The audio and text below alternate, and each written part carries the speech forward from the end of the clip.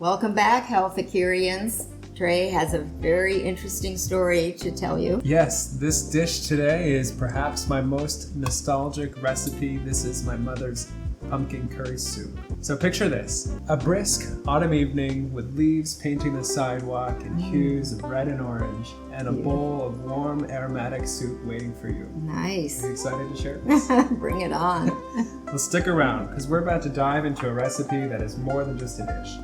This is a journey down memory lane, imprinted with the flavors of my upbringing in the historic town of Saratoga Springs. Saratoga, nice. A dish that serves as my gateway to the past, a time of pure childhood joy. I remember days with my brothers spent racing around the house and zooming off the skateboard ramps in our yard with our 3 puppies, including my cockapoo curry, hot on our heels. And as the night settled in, we would drift into a slumber, enchanted by the timeless magic of Disney films. Sweet. This dish is a part of those golden days, packed with the flavors that bring warmth, comfort, and a gentle sweetness. This soup was, and still is, a family favorite. Let's start, shall we? Here we have a vibrant array of spices. We have the piquant curry, this time something really special. We picked it up from Bombay. The earthy cumin, the soothing cardamom, a little nutmeg, brown sugar for a hint of molasses sweetness, and a bit of ginger for a zesty kick. Black pepper for a pinch of heat, and of course salt to bring it all together. So I'm gonna cut up some onion, and she's gonna cut up apple, right? And my mom's recipe tends to call for applesauce, but I wanted something a little bit more organic, so I'm going to take a whole apple. The rookie cook can't even cut the apple. Is there any special way you want these sliced? No, just roughly, because we're going to end up blending it all in the end anyway, so it doesn't matter all that much. So something neutral, like a little veggie oil in the pot. Just a small amount, enough to get the pot hot. When it starts to sizzle, going to add in our apple, some salt. And so, each ingredient we use today carries a story. Just as spices crossed oceans to introduce new cultures to our taste buds, my family's move from the Ukraine to Canada introduced a new landscape of flavors to our meals, and one that I've carried into my own kitchen. You see, my town was home to the Saratoga Racecourse, as iconic as the galloping beauties and the unbridled power of Edouard Manet's painting, The Races at Longchamp.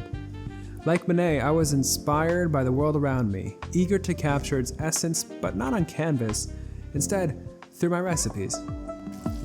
Okay, so now the most important part of vegetarian cooking, in my opinion, is spice, because spice is what delineates different dishes. I mean, they tell a song, they tell a story. So this particular one, remember when we picked it up in the markets of Bombay? Oh, yes, when we were going around the Silk Road looking to get all the spices from the days of way back when. Yeah. What were those years? Well, gosh. When they started the Silk Road? I should. We read the book 3 times. I know. So this is going to be the most important ingredient. Wow. Oh, that's so pungent. I don't really measure my spices all that much. Like that. Well, we want it to taste like a curry. We want it to taste like a curry soup. I'm always afraid to overspice things. Yeah. That's why I'm the rookie. I generally just go by feel. I know, but what about our viewers? How will they know how much to put in? They can't go by feel because they've never done it before. This is true. Once again, we have ginger, little nutmeg there, cardamom. This is about a teaspoon amount. We want to get in some cumin, our brown sugar. First, measure out a tablespoon. Yeah. Pour it in and see how much that is. And then next time you'll know how much to put in just from the jar. Totally. This is fun. Aromatic. I love that. It's one of my favorite smells, probably. Onions we cooked down to their translucent, but we didn't brown them. Apples, they're becoming real soft and tender. I like the way you used real apples instead of the apple sauce that your mother used. Because we gave it a HealthiCurean twist, we're working with vegan alternative to the condensed milk that is actually in her recipe. Pumpkin, vegetable stock, coconut cream. So the soup has simmered down for about 10 minutes, and everything's real soft in here, ready to get blended, but it's a perfect time to taste. It's good. It's nice and creamy. I think it needs a little bit more spice. I know mine needs a fair amount more ginger. So, the rookie cook has noticed that the chef went ahead and added a lot more spice. And I'm suggesting that you might bring your audience in on that, because if they miss that point, they might have a much more bland soup than you intended them to have. Yeah, that's true. So I added pretty much more of everything. Not taste it right away because we want to allow the flavors to meld. And then I'll try it again in a couple minutes and see how it is. Kind of wing it and wait around a couple of seconds, and if it doesn't feel long enough, you wait another couple of seconds, and then you go, oh, well, maybe now I'll taste it by feel. Bake, Yeah. I try to stick to more measurements. How can you teach cooking by feel? To work with salt, fat, and acid heat is like the key to do that. To understand the foundations of good cooking, which I have a video on, you should check it out. Salt, fat, acid, heat. And it's written by? Samin Nosrat. Interestingly, my mom's recipe doesn't have any acid. So you- I mean, we could add a little bit of white wine. Definitely add some acid, like lemon juice. Or just half a lemon squeeze. It's time to celebrate. While our soup is simmering and our flavors are deepening, let's talk about some wine pairings. Let's. My mom's favorite is a glass of floral aromatic Gewürztraminer. I find this a lovely pairing because it has rich, fruity flavor with notes of lychee, which complements the pumpkin. And it also has subtle spiciness, which enhances the curry flavor. So, I checked out Vivino to see what is said about this wine.